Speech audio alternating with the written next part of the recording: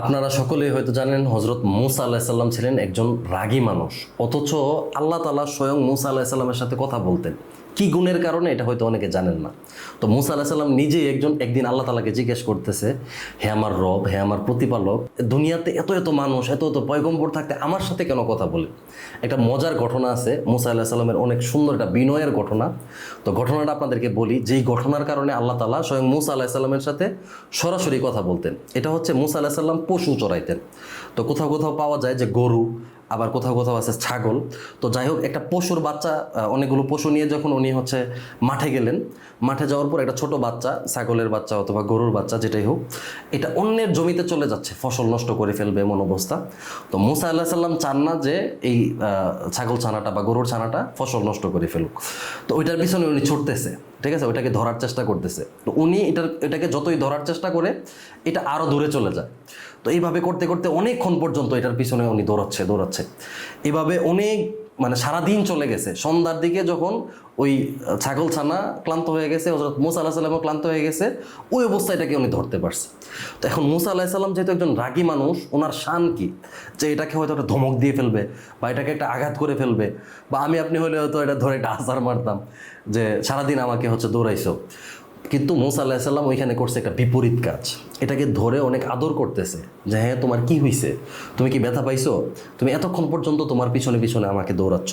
আল্লাহ তাআলার কাছে এক্স্যাক্টলি ওই পশুর সাথে যে ভালো আচরণটা করছেন, এই আচরণটা পছন্দ হয়ে গেছে। ওনার যে বিনয়টা, ওনার যে নম্রতাটা, উনি যে ওনার শান ভেঙে পশুর সাথে যে নম্র আচরণটা করছে, নরম আচরণটা করছে, এটা আল্লাহ তাআলার কাছে ভালো লেগে গেছে। এই জন্য আল্লাহ তাআলারও শান না যে আল্লাহ তাআলা বান্দার সাথে কথা বলবে। তো আল্লাহ তাআলার শান ভেঙে এতটাই পছন্দ করছেন যে আল্লাহর শান ভেঙে মুসা আলাইহিস সালামের সাথে কথা বলতেন। এখন আমাদের যে যুগটা চলতেছে, আমাদের মধ্যে বিনয়, নম্রতা এটা আস্তে আস্তে উড়ে যাচ্ছে, আমাদের যুগ থেকে হারিয়ে যাচ্ছে। আমরা সবাই আস্তে আস্তে কেমন যেন উগ্র হয়ে যাচ্ছি। আমরা কাউকে ছাড় দেওয়ার মানসিকতা নাই, আমাদের মধ্য থেকে বিনয়, নম্রতা হারিয়ে যাচ্ছে।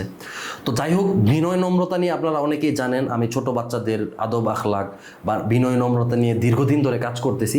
পাশাপাশি আজকের আপনাদের জন্য একটা দারুণ সুযোগ আমি বলতেছি, এটা হচ্ছে যারা গৃহিণী মহিলারা আছেন, বাসায় থাকেন, আপনাদের বিনয় শেখানোর জন্য মহিলা ইনস্ট্রাক্টরদের মাধ্যমে খুব সুন্দর একটা ক্লাস হবে, যেই ক্লাস থেকে আপনারা শিখতে পারবেন বিনয়, নম্রতা। এই ভিডিওর কমেন্ট বক্সে বা ডিসক্রিপশনে কোথাও রেজিস্ট্রেশনের লিঙ্ক দেওয়া থাকবে। রেজিস্ট্রেশনটা কেন? যেহেতু মহিলা ইনস্ট্রাক্টর ক্লাস করাবেন, এখানে পর্দার একটা ব্যাপার আছে। তো আমি অনুরোধ জানাবো, শুধুমাত্র যারা মহিলারাই আছেন আপনারা হচ্ছে এই রেজিস্ট্রেশনটা করবেন। আপনাদের হোয়াটসঅ্যাপ নাম্বার দিলে আমরা ক্লাসে যুক্ত করে নিব।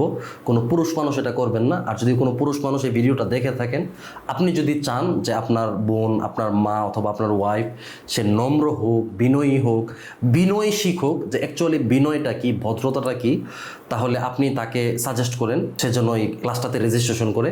তো পুরুষরা এটা থেকে একটু দূরে থাকবেন, মহিলাদের জন্য এই প্রোগ্রামটা। আশা করি আপনারা সবাই অনেক অনেক বেশি উপকৃত হবেন। আর আমাদের বাচ্চাদের যে বিনয় শিক্ষার ক্লাসগুলো হয় বা কোর্সগুলো হয়, এগুলোর বিভিন্ন সময় আমাদের পেজে বা চ্যানেলে আপডেট দেওয়া হয়। আপনারা যদি বাচ্চাদেরকে বিনয়, নম্রতা, ভদ্রতা, আদব আখলাক শেখাতে চান, তো ওইগুলোতে যুক্ত করতে পারেন। এটা টোটালি মহিলাদের জন্য ফ্রি একটা ক্লাস। আপনারা যারা রেজিস্ট্রেশন করবেন, আপনাদের সকল আপডেট জানিয়ে দেওয়া হবে।